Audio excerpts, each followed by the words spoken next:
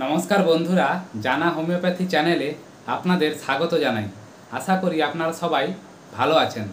আজকে আমি একটি গুরুত্বপূর্ণ টপিক নিয়ে আলোচনা করব। সেটি হলো সানস্ট্রোক এবং এর সবথেকে ভালো হোমিওপ্যাথিক মেডিসিন কী সেটা নিয়েও আলোচনা করব। এই গরমে বহু মানুষের এই সানস্ট্রোকের প্রবণতা হচ্ছে। এই এখন তীব্র গরম, তার সঙ্গে আমরা যারা রোদে বেরোচ্ছি তাদের পক্ষে এটা খুবই ক্ষতিকারক। এবার আসি আসল টপিকে। প্রথম হোমিওপ্যাথি মেডিসিন হলো অ্যাকোনাইট। এই অ্যাকোনাইট সানস্ট্রোকের একটা খুব ভালো হোমিওপ্যাথি মেডিসিন। যাদের মাথায় তীব্র রোদে হঠাৎ করে যদি সানস্ট্রোকের সমস্যা হয় তাহলে এই অ্যাকোনাইট ওষুধটি খুব ভালো ওষুধ।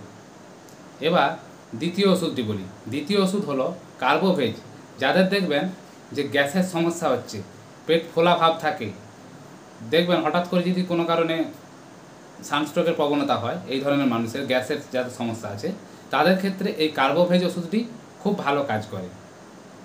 আর একটা সর্বশ্রেষ্ঠ ওষুধ যেটা সানস্ট্রোকের জন্য বলা হয় ভালো, সেটা হচ্ছে গ্লোনাইন। যখন তীব্র গরম থাকে, খুব রোদের তাপ গরম, তার সঙ্গে যদি মাথা ব্যথা করে, এই ধরনের জন্য সবথেকে ভালো ওষুধ হলো গ্লোনাইন।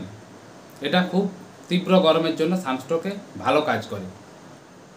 এবার আসি এই সানস্ট্রোকের জন্য কয়েকটি সতর্কতা আপনাদের অবলম্বন করতে হবে। আর এই যে ওষুধগুলো হলো, যেগুলো বললাম হোমিওপ্যাথি মেডিসিন, সেগুলো প্রতিটা 30 ডোজে আপনারা খাবেন। 3টে ওষুধই 30 ডোজে খাবেন। এবার বলি এই সতর্কতাটা কি না। এই সতর্কতা হলো সেটা হচ্ছে যে আপনারা এই রোদে সবসময় ছাতা ব্যবহার করবেন।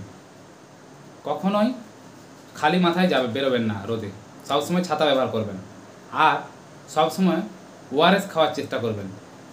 আর এর সাথে সাথে কাঁচা ফল, বিশেষত যেগুলো শশা, তরমুজ, এই জাতীয় ফল খাওয়ার চেষ্টা করবেন। তাহলে কি হয়, শরীরকে ঠান্ডা রাখে। এই সতর্কতাগুলোকে আপনাদের অবশ্যই মেনে চলতে হবে। আর খুব তীব্র রোদে আপনারা বেরোবেন না, চেষ্টা করবেন বাড়িতে থাকার জন্য। আশা করি বন্ধুরা ভিডিওটি বুঝতে পারলেন। যদি ভালো লেগে থাকে প্লিজ সাবস্ক্রাইব করে দেবেন। ধন্যবাদ।